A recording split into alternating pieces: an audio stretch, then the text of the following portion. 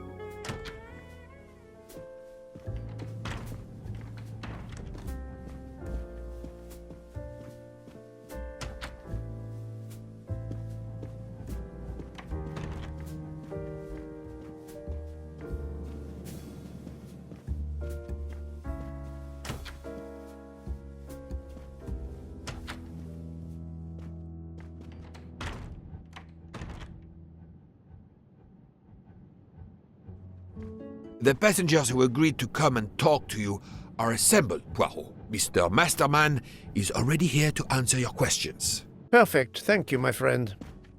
Sit down, Monsieur Masterman, please. Thank you. Does the name Cassetti mean anything to you? No. Should it? Have you heard of the Armstrong kidnapping case? Of course. It was all over the news a few years ago.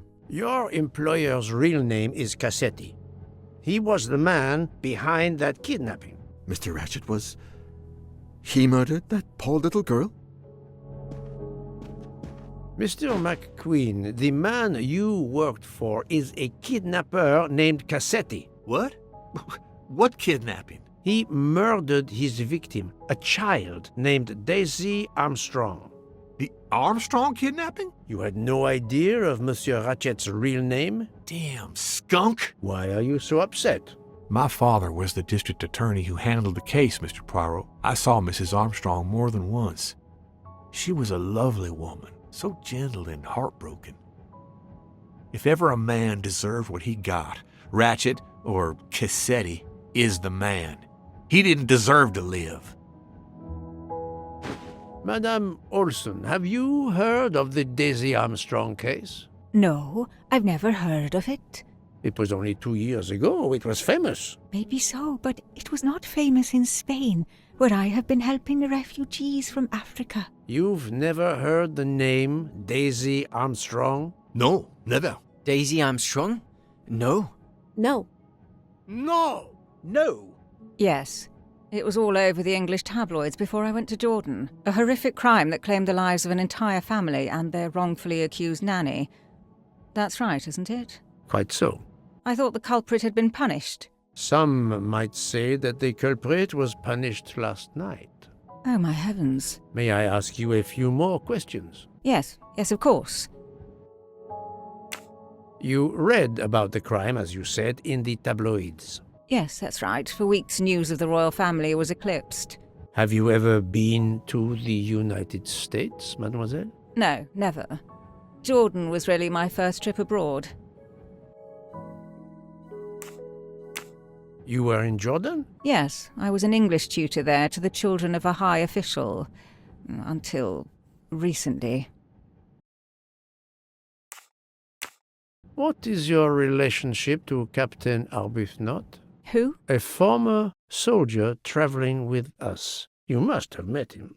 Ah, yes, I met him on the platform in Istanbul. We only had a brief exchange of pleasantries, nothing more. British Reserve and all that. Ah, the British Reserve. Yes, with this I am familiar.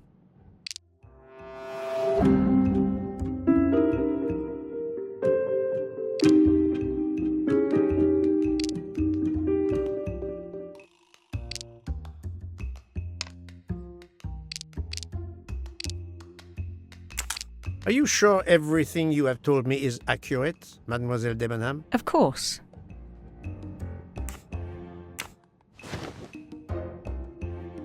Mademoiselle, I know that you met Captain Arbuthnot at the Tocatlian Hotel. You were spying on me. I am very attentive to my surroundings. It helps in my profession. Well, it's your word against mine. I had occasion to be of some assistance in recovering Captain Arbuthnot's train ticket. While searching his room, I also discovered one of your earrings. Whatever your relationship may be to the good captain, I doubt it has anything to do with British Reserve. You will not tell me your secret, mademoiselle? I can't. I don't know what you mean. Poirot, Miss Debenham's got nothing to do with this business. Nothing. Do you hear?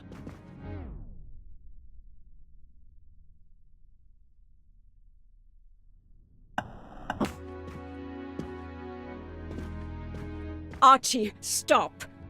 Captain, no! This behavior is unworthy of an officer and a gentleman. Leave her alone! Have you no honor? Archie, we should go.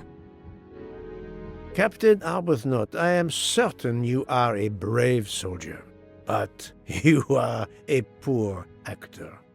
The truth is that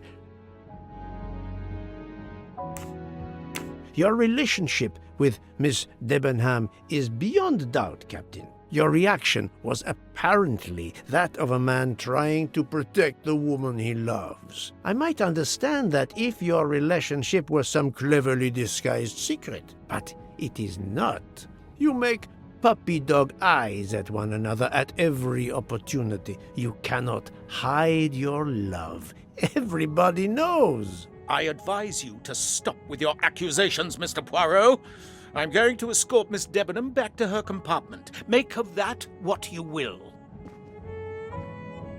The captain and Mademoiselle Debenham are obviously adamant about not revealing their relationship, but this scene convinced me there is more that is not so obvious. This murder has everyone on edge. In my 25-year career, I have never seen such madness aboard the Orient Express. I understand, my friend. The more we learn, the more perplexing this train ride becomes. But we have other clues to pursue. What do you have in mind? The broken watch on Monsieur Ratchet's wrist, for example. And the handkerchief found near the body. Who does that belong to?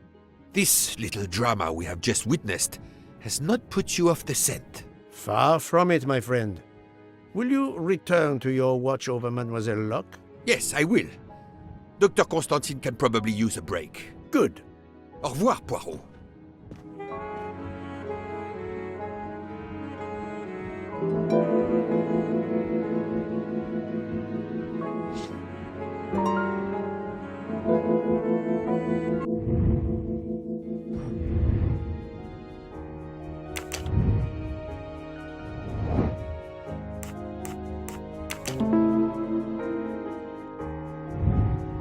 My little gray cells did not let me down.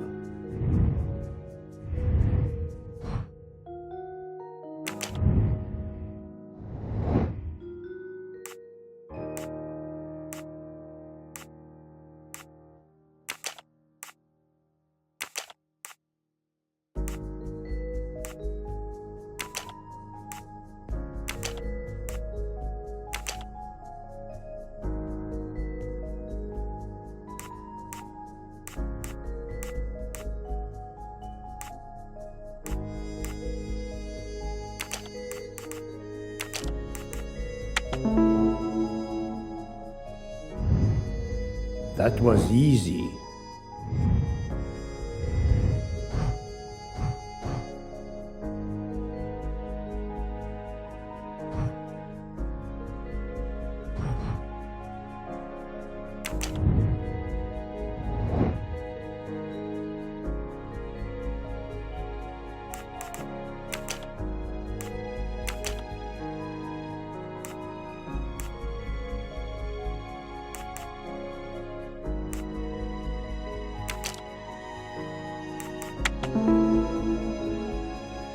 Yes, there are only 3 possible hypotheses. The watch has been tampered with, or it is out of adjustment, or it indicates the time of the murder. I shall explore these last 2 possibilities before reaching any conclusions. If the watch is out of adjustment, it may be broken. There may also be another reason related directly to Ratchet. Maybe the watch is sent to another time zone.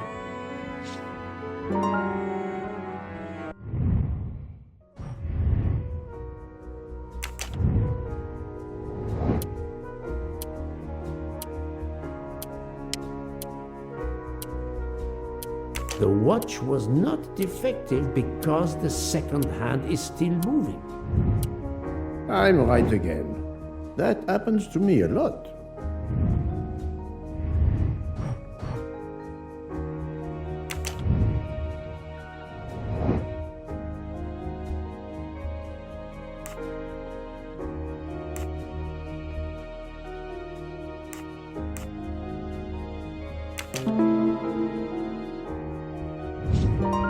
That's the right answer.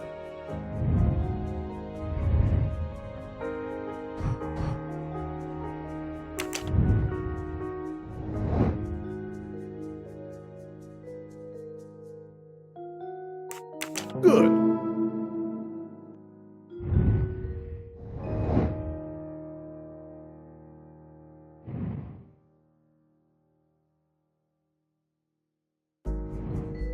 Adequate. If this theory is correct, then the murder took place at 12:15 a.m.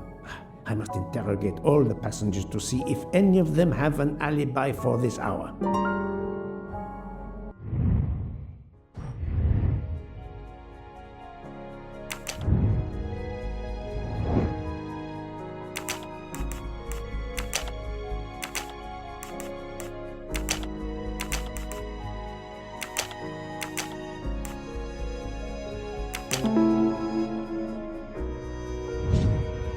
I'm right again.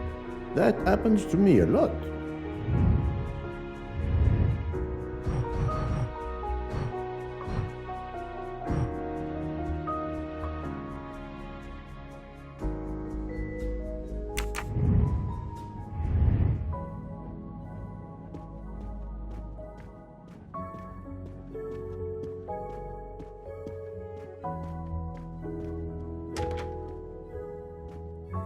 I'm sorry, sir, but I must concentrate on my baking.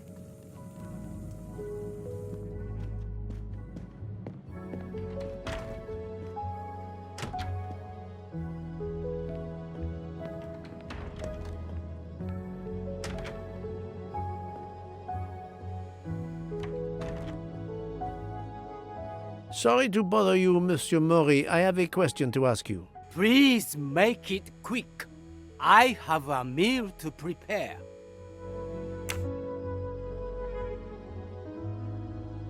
This handkerchief embroidered with an H, is it yours? No, I've never seen it before. Thank you. That is all I wanted to know. I hope your investigation won't interfere with today's menu.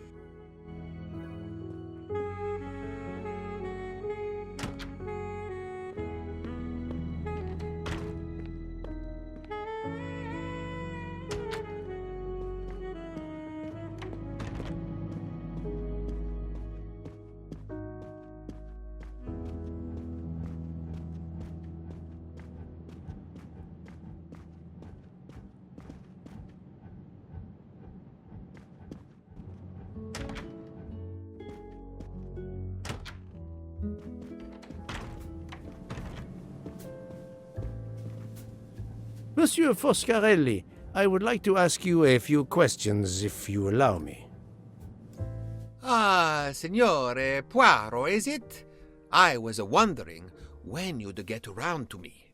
Unfortunately, you find me on a mission of mercy. Hello, Monsieur Poirot.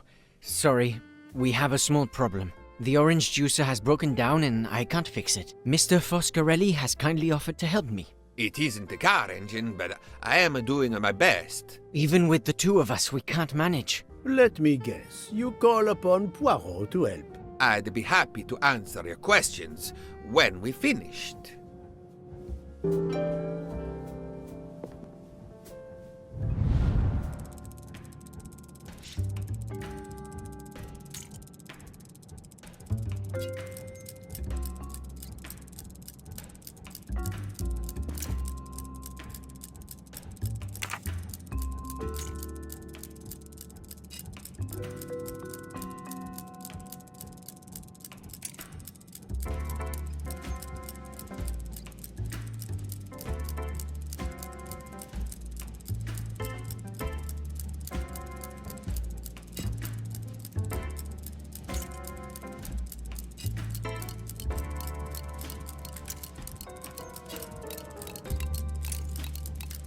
Voila, it should work correctly now.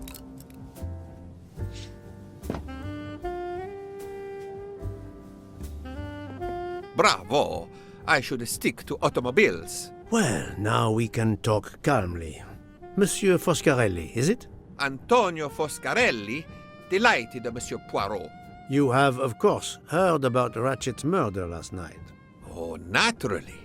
It is all anyone is talking about. Have you ever been to the United States? Yes, it has been a primary market for our cars for the last 10 years. You remember the Armstrong case? Armstrong? The name, yes? It was a little girl, a baby, was it not? Yes, a very tragic affair. Did you know that Cassetti, the kidnapper, was actually Ratchet? Oh, no, then he deserved to die. I mean, wouldn't you agree? Can you tell me your movements on the night of the murder? I went to bed right after dinner, but I slept very badly. My roommate, Mr. Masterman, had a toothache. Oh, he moaned all night. It woke me up several times. Did you hear anything or notice anything unusual? No, nothing that I can think of. I stayed in my bed all night. Well, thank you, Mr. Foscarelli. I'm sorry I couldn't help more, Signore. I remain at your disposal if you should need me. Thank you so much, Monsieur Poirot. I can put orange juice back on the menu.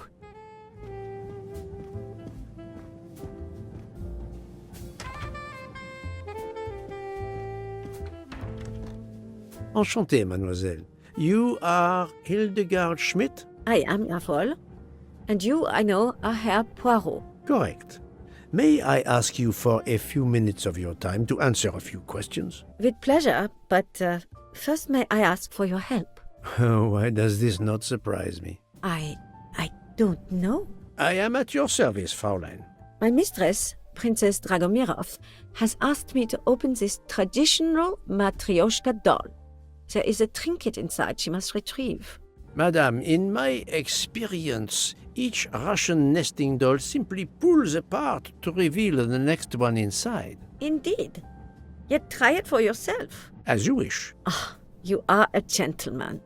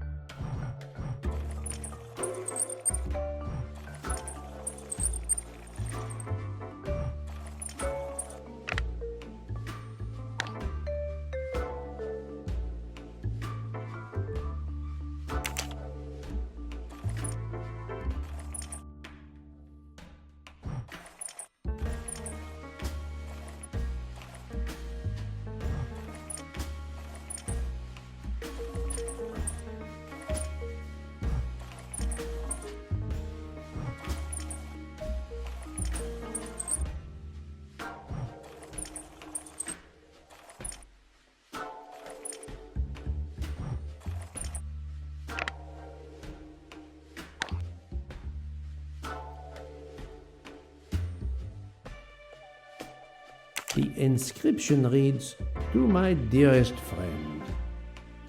Ah, thank you very much. This doll reminds her of her youth in Russia. It was very hard under the Soviet regime, but thanks to her strength of will, she rose to be the head of a museum of antiquities in St. Petersburg. Even though she now lives in Berlin, it is said that the Kremlin still fears her. She must be a formidable woman indeed. You are her maid? I am her companion. I help her in her daily tasks, and I keep her company. Ah, forgive me. You will have heard of Ratchet's murder last night. Yes, of course. Everyone is talking about it.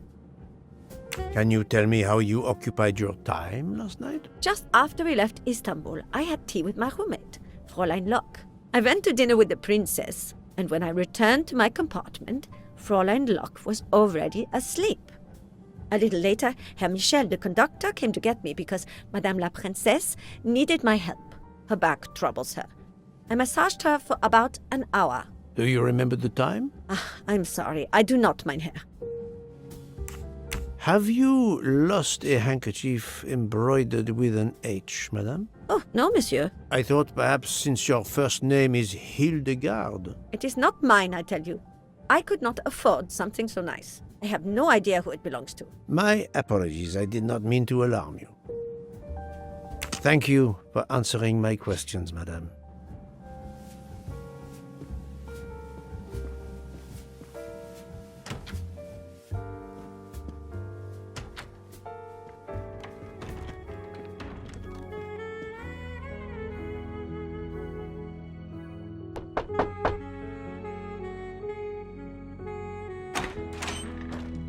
Monsieur, I am Hercule. I know who you are, Monsieur Poirot. What do you want? Answers to a simple question or two. All right, but quickly.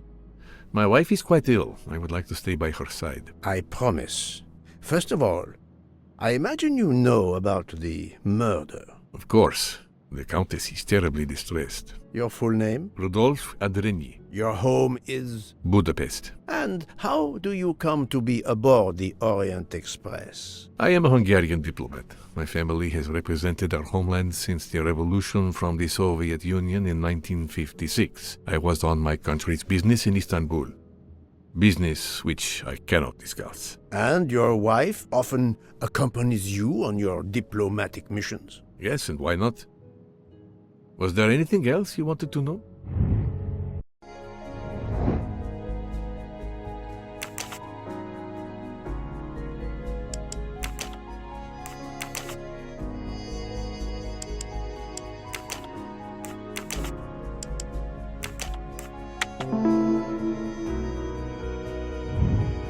My little gray cells did not let me down. Can you tell me how you spent last night? I was in our compartment with my wife. She went to bed early. I played a video game on my phone. Around 11 o'clock in the evening, my wife woke up and couldn't get back to sleep. She took a sleeping pill. As for me, I went to bed soon after that and slept straight through until morning. Have you ever been to the United States? I was posted to the Hungarian embassy in Washington for a year. You knew perhaps the Armstrong family. Armstrong? Armstrong. It is difficult to recall. One meets so many people. It was the kidnapping of a child, a very sad affair. The culprit was the man on this train who called himself Ratchet, the one who was murdered last night. Indeed. It sounds like justice finally caught up with him. Thank you for your time. Now, I'd like to speak to your wife, if you don't mind. It's impossible. As I told you, my wife is very ill. Thank you, and good luck with the investigation. Eh bien, the good Count does not appear to want me to talk to his wife.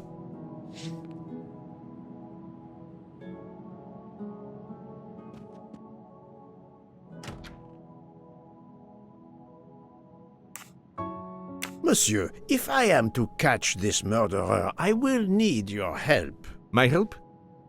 I am at your service, Poirot. You are obviously a devoted husband, Count Andreny. My wife means the world to me. There were questions in Budapest about a Hungarian diplomat marrying an American woman. It did not deter you. I would have given up my position for her. I would think it is universal. Are you married, Mr. Poirot? No, I fear marriage is not for me. But her condition, is it very grave? She is suffering a bout of vertigo. You understand? The room spins. I think Dr. Constantine could help your wife. There is a doctor on this train? I did not know. Where is this doctor? I think Dr. Constantine is in the lounge car. If not, perhaps the conductor can tell you where he is. Very well, I will find him. Thank you very much.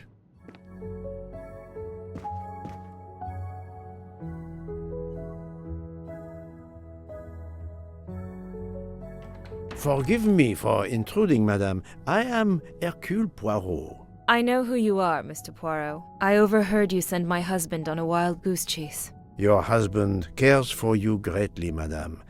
I apologize for exploiting that fact. But the situation is urgent, and I need to ask you a few questions. Apology accepted. I realize you must speak to everyone. This horrendous murder. It's very upsetting. That is a beautiful music box. Please don't touch the music box. It's a fragile family heirloom. Your accent, is it American? Boston, perhaps? You have a good ear, Mr. Poirot. Yes. Born and raised in what we call the Back Bay. Are you in the diplomatic service like your husband? No, not officially. I was still in college when I met Rudy 2 years ago. I keep myself busy handling his scheduling, travel, appointments. Ah, what is the saying? Behind every great man there is a great woman. That was the saying. Today one might reverse the sentiment as well, don't you think? Of course, I stand corrected.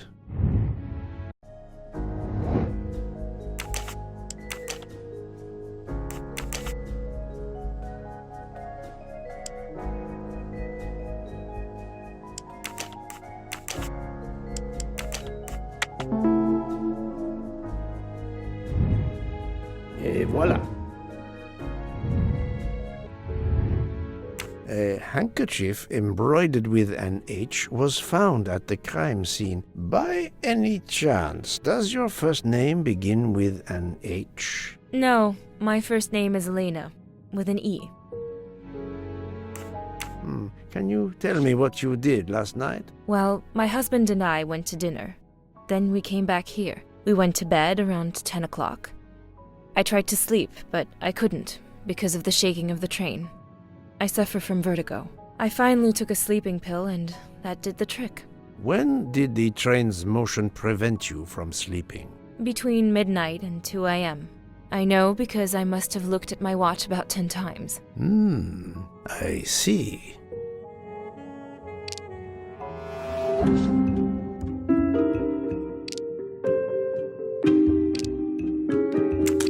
Come now, Countess. You are not telling me the truth. Why do you say that? The train stopped at 12:30 a.m. due to snow, so there was no shaking of the train. But you told me that it was the shaking that prevented you from sleeping. I don't know, you're confusing me. My vertigo. Madame, a man died last night. You can't talk nonsense just because you're sick. You are hiding something from me. How dare you? I didn't do anything wrong. I'm going to find my husband.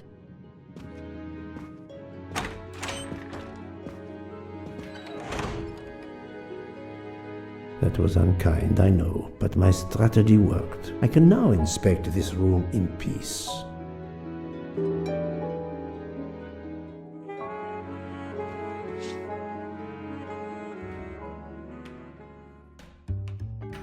There seems to be something missing here.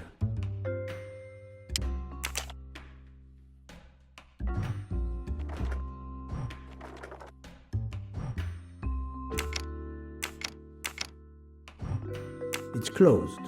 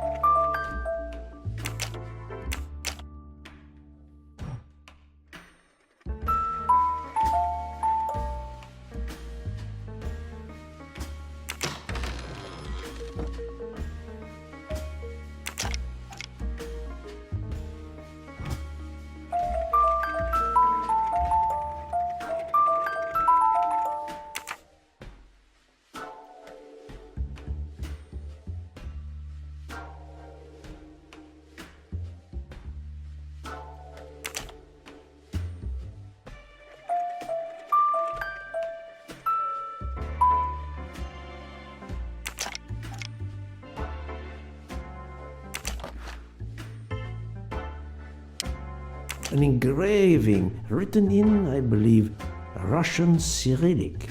It looks like a first name.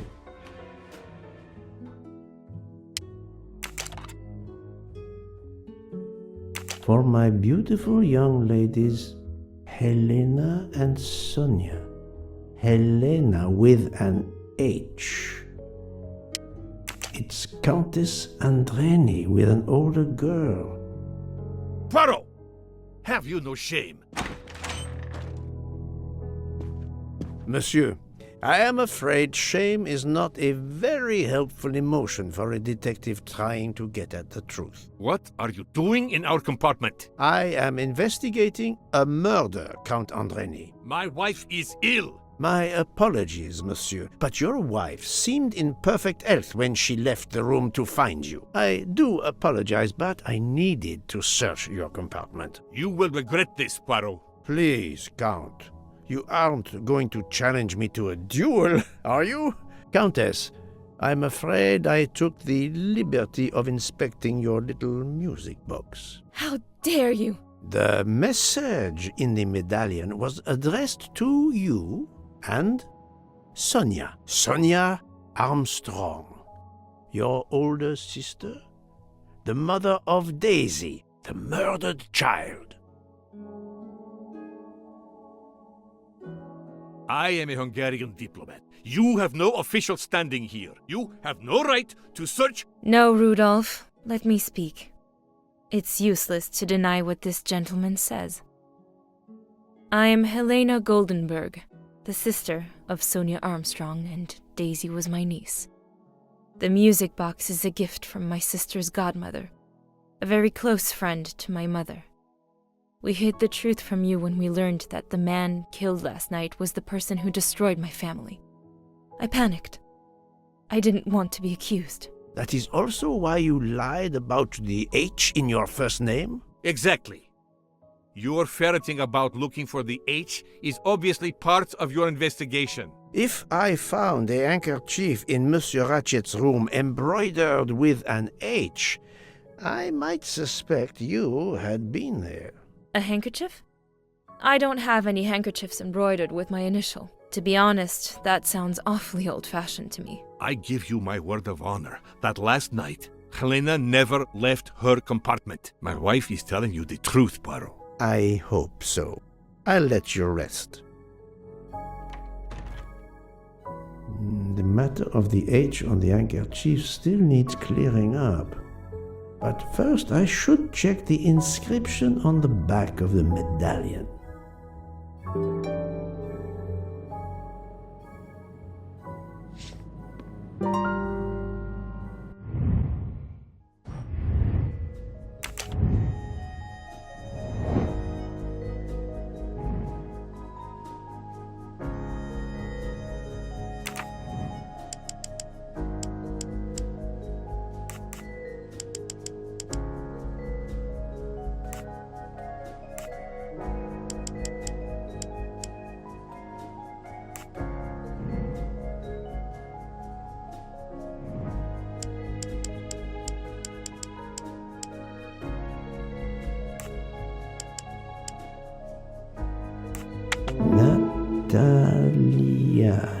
Natalia. Would it be Natalia Dragomirov? She is the only Russian passenger on the train. In addition, her first name begins with an H in Cyrillic. That's the right answer.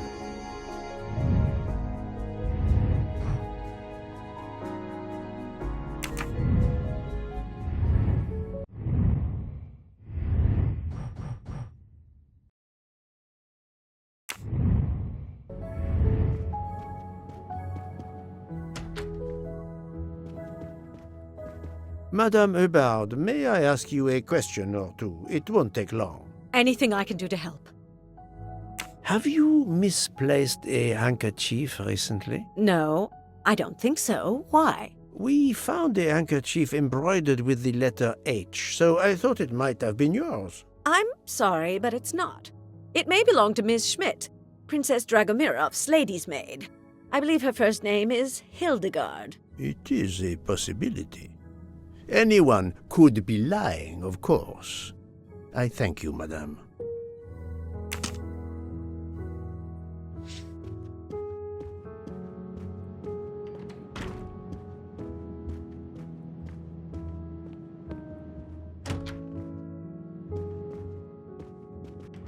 Hello.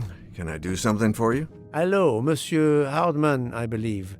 You have heard of the murder? Cyrus Hartman. Yes, and the fact that there's been a murder is all over the train. You do not seem very concerned about it, monsieur. It's not the first murder I've run across. I had no idea the selling of toys was so dangerous. I did overhear you mention at dinner that this is your profession. Toy salesman is a cover. I'm a private detective, just like you, from the U.S.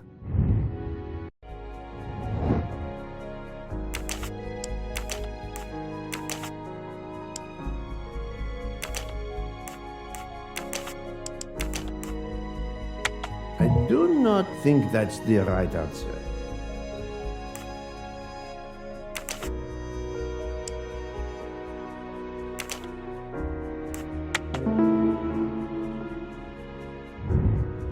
That's the right answer. I did not expect to find another detective on this train. I just finished a job in Istanbul when I received an email from Ratchet. He hired me to protect him. Something you failed to do. I'm not happy about that.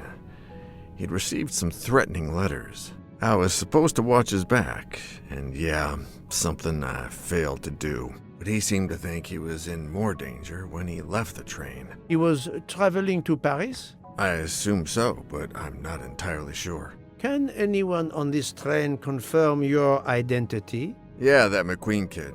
Ratchet's secretary. Were you on duty last night? You bet. I kept my door open a crack and I watched all night. No one entered that car who didn't belong there. Did you see anything in particular? The conductor, Michel. He was there most of the time too, except for 15 minutes or so after we left Vinkovsky. He must have answered a call from Ratchet's room, then he was absent again for a while around 1 a.m. After that, he didn't move until 5. Monsieur Hardman, have you heard of the Armstrong case? Armstrong? The kidnapping 3 or 4 years ago? Who hasn't?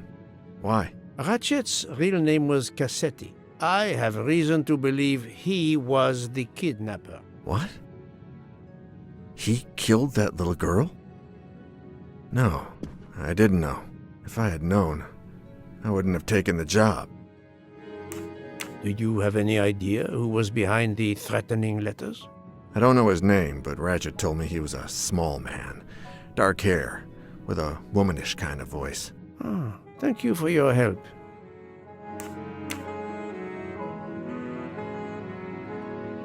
Is this handkerchief embroidered with an H yours? Do I look like the kind of guy who would use a handkerchief like that?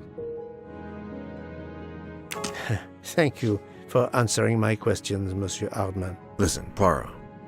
I know I fell down on the job, but if you need help, any at all, let me know. I'd like to make it right.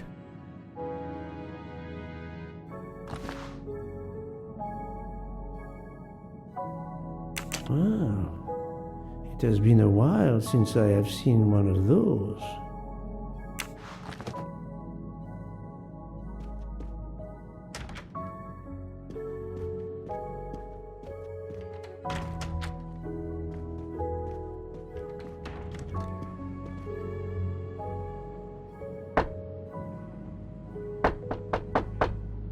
I am not prepared to receive anyone. Come back later. I'm sorry, madame, but a man has been murdered. I must ask you a few questions. You must have misunderstood me.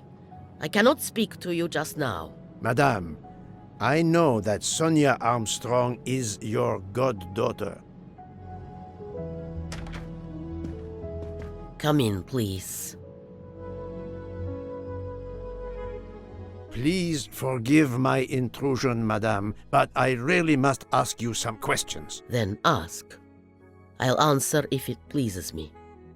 We have not been properly introduced, yet I have observed her a couple of times, so I can already deduce some things about her.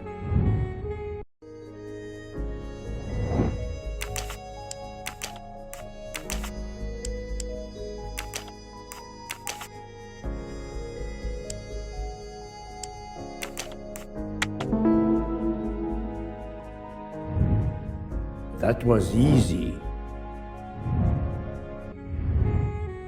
I will first ask you about last night. Will you tell me your movements? I went to bed just after dinner. I read until 11, then tried to sleep. Later I woke. What caused you to awaken? I suffer from back pain, a consequence of old age interfering with an active life. I called Schmidt around 12:45 a.m. to give me a massage. She did so until I fell asleep. How long was she with you? A good hour, I would say. I see. The first initial of your first name, Natalia, in the Cyrillic alphabet looks exactly like the letter H in the Latin alphabet. I'm Russian, Monsieur Poirot, and I was the head of a museum of antiquities in St. Petersburg for decades, until I moved to Berlin recently. I'm familiar with Cyrillic. This handkerchief is yours, isn't it? Yes, indeed. I lost it. It was found in Monsieur Ratchet's room. Can you explain to me why Madame Schmidt didn't identify the handkerchief? She must have known it was yours. Possibly to protect me.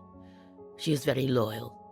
Your next question will be, how did my handkerchief come to be lying by a murdered man's body? My reply to that is that I have no idea.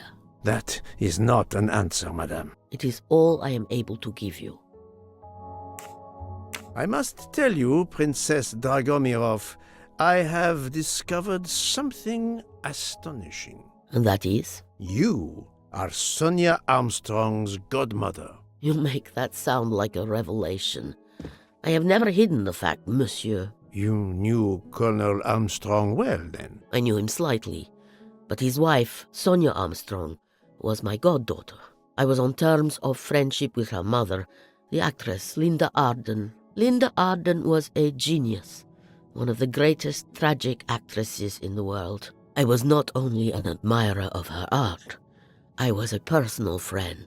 Very well, but this links you to the Armstrong kidnapping case.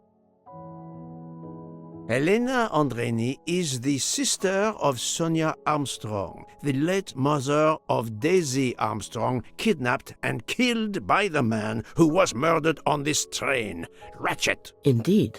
Was it he? Then justice has at last been served. Allow me to summarize. Do I have a choice? First coincidence, I shall call it. You are close to the Armstrong family, and the presumed assassin of Daisy Armstrong was killed while you were on board the same train. Second coincidence.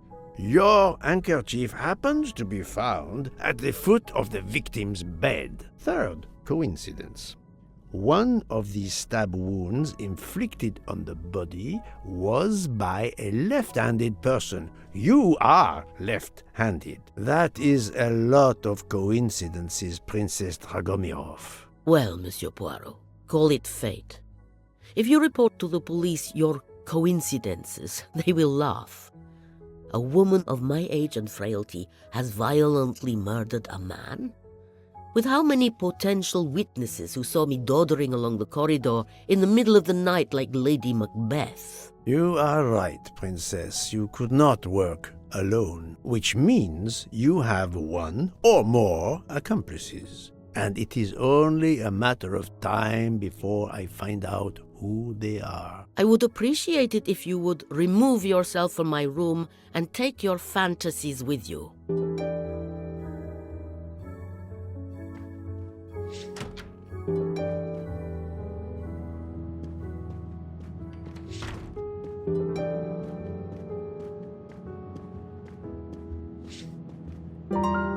Our investigation is going well, Mr. Poirot.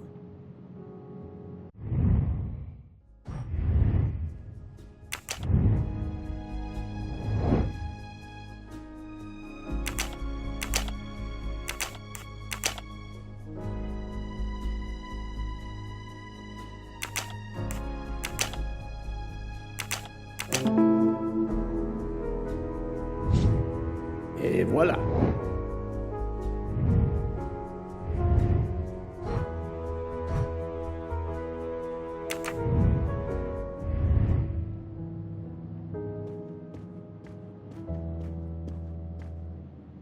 Oh, Poirot, you're there. She hasn't moved, but she seems to be waking up little by little. What about you? Your investigation progresses? I find myself helping everyone with their problems before they can help me with mine. I have shifted boxes, helped with hangovers, repaired an orange juicer, unlocked some Russian dolls, all so my investigation can proceed.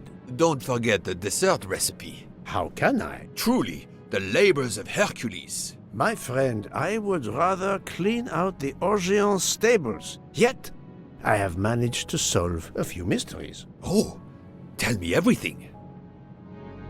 The embroidered handkerchief belongs to Princess Dragomirov. I also found out that she was Sonia Armstrong's godmother. On the same train with the little girl's murderer? Exactly. Also, Elena Andreni is the younger sister of Sonia Armstrong, Daisy's mother. Another passenger connected to the Armstrong case? Yes, Book. What are the odds, do you think?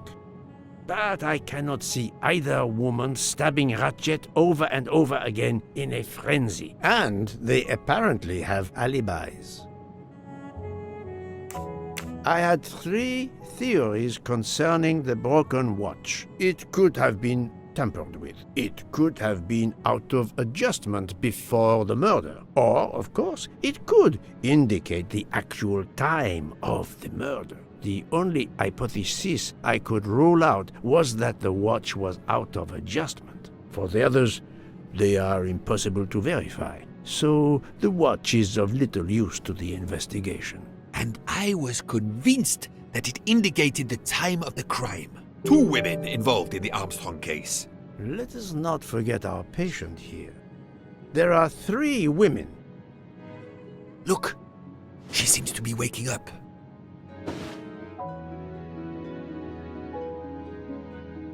What's happening to me? Did I fall asleep again? Indeed, Mademoiselle Locke.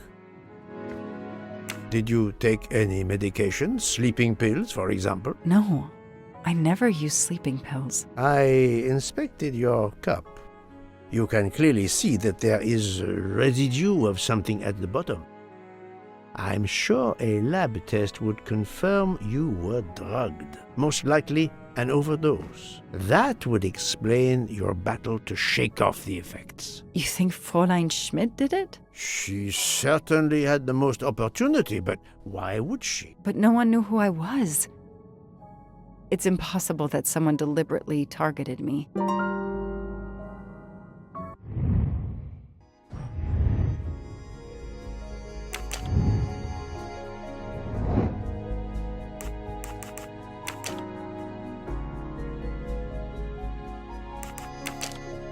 Fräulein Schmidt or Monsieur Michel may have drugged the tea that Mademoiselle Locke drank. Fräulein Schmidt or Pierre Michel could have drugged your tea. They are really the only 2 people on this train who could have done it. But why would either one do it? Mr. Poirot, I'm feeling much better. I'd like to bring you up to date to why I ended up on this train. If you are able, I would very much like you to finish your story. Very well then. After the Daisy Armstrong case was officially closed, I put out a standing request to the police departments in the Boston area for anything on Michael Clark. But he didn't turn up on their radar. I even set up an anonymous tip line for news about Clark. That's how I met Braid, a sketchy contact on the dark web, but they found nothing I could use.